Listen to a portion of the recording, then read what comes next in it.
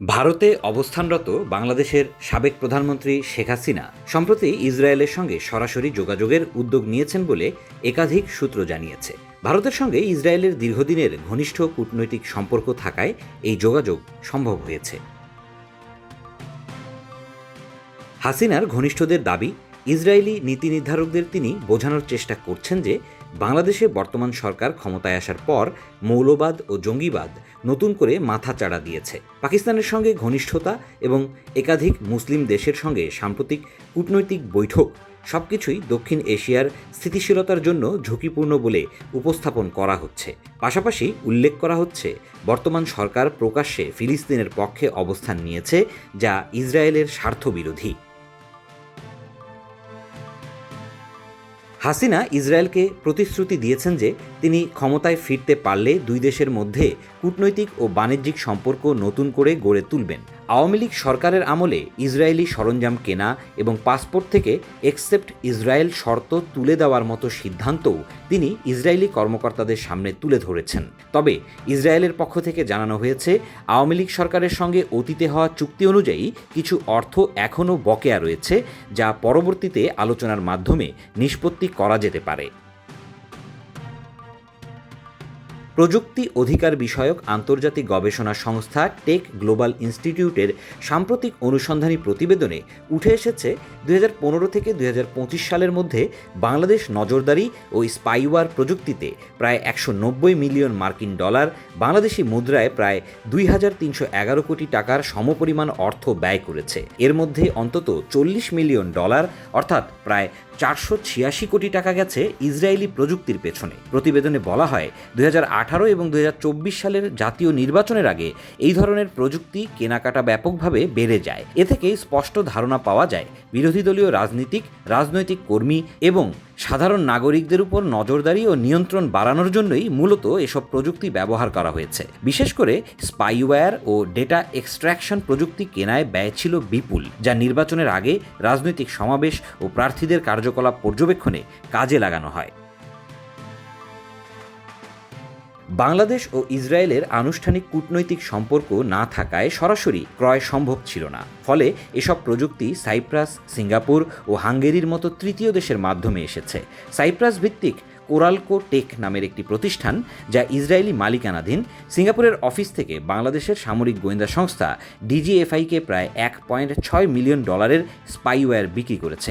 France, Germany, যুক্তরাষ্ট্র, Canada এবং যুক্তরাজ্যের কিছু সুপরিচিত কোম্পানিও নজরদারি প্রযুক্তি সরবরাহ করেছে, যাদের বিরুদ্ধে মানবাধিকার লঙ্ঘনের গুরুতর অভিযোগ রয়েছে। প্রতিবেদন অনুযায়ী ন্যাশনাল টেলিকমিউনিকেশনস মনিটরিং সেন্টার বা এনটিএমসি ছিল সবচেয়ে বড় ক্রেতা, যারা একাই প্রায় 90 মিলিয়ন ডলার ব্যয় করেছে network interception, deep packet inspection, দূর থেকে আড়ি পাতা এবং ডিভাইস স্তরের ডেটা সংগ্রহের মতো প্রযুক্তিতে। পুলিশের পাশাপাশি র্যাবও মোবাইল ও ওয়াইফাই নেটওয়ার্ক ইন্টারসেপশন ও সিগন্যাল জ্যামিং সরঞ্জাম কিনেছে, যা বড় সমাবেশ বা বিক্ষোভ দমনে ব্যবহার করা হতো। ডিজিএফআই এর নজর ছিল মূলত সেল নেটওয়ার্ক মনিটরিং ও ট্যাপিংয়ে। 2015 সালে প্রকাশিত সিটিজেন ল্যাবের তথ্যে জানা যায়, ডিজিএফআই ফিনফিশার নামের একটি উন্নত স্পাইওয়্যার কিনেছিল, যা টার্গেট ডিভাইসে প্রবেশ করে সেটি সংক্রমিত ও নিয়ন্ত্রণ করতে সক্ষম। একই সময়ে তথ্য ও যোগাযোগ প্রযুক্তি বিভাগের BGD-E-Gov CIRT সামাজিক যোগাযোগ মাধ্যম, মেসেজিং অ্যাপ ও ওয়েব কন্টেন্ট পর্যবেক্ষণের জন্যও বড় অঙ্কের বিনিয়োগ করে। 2022 সালে নজরদারি ও স্পাইওয়্যারে ব্যয়ের রেকর্ড তৈরি হয়। সে বছরই এনটিএমসি একাই প্রায় 78 মিলিয়ন ডলার খরচ করে, যা সংস্থাটিকে একটি সাধারণ গোয়েন্দা তথ্য প্রক্রিয়াকরণ ইউনিট থেকে উচ্চ প্রযুক্তির গুপ্তচর সংস্থায় রূপান্তরের পথ তৈরি করে দেয়। প্রতিবেদনে আরও বলা হয়েছে, অনেক ক্ষেত্রে মেলওয়্যার সাধারণ মোবাইল অ্যাপের মাধ্যমে ছড়ানো হয়েছে, যেমন রাইড শেয়ারিং, খাবার সরবরাহ, ই-কমার্স, গেমস ও স্থানীয় কন্টেন্ট প্ল্যাটফর্ম। একবার ইনস্টল হয়ে গেলে এগুলো ব্যবহারকারী ডিভাইসে পূর্ণ নিয়ন্ত্রণ দেয়, যোগাযোগ পর্যবেক্ষণ এবং অ্যাপ স্তরের ইন্টারসেপশন ছাড়াই তথ্য সংগ্রহ করতে সক্ষম হয়।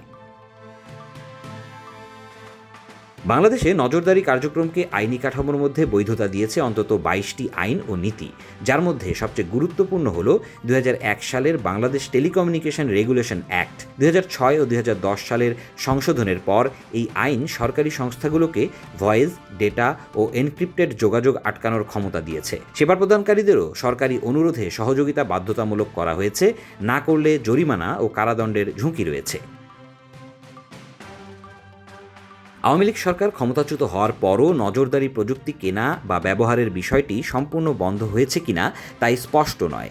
সরকারি নথিতে দেখা যায় র্যাব মোবাইল ইন্টারসেপশন ডিভাইসযুক্ত যানবাহন সংগ্রহ করেছে এবং কর্মকর্তারা এই বিষয়ে প্রশিক্ষণ নিয়েছেন, যা 2025 সালের ফেব্রুয়ারি পর্যন্ত ব্যবহার করা হয়েছে।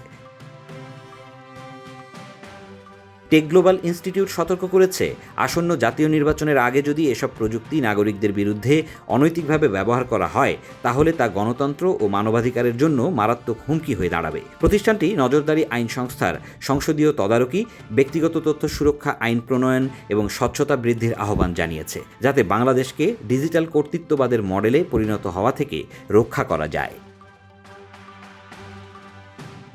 News desk, Dhaka express.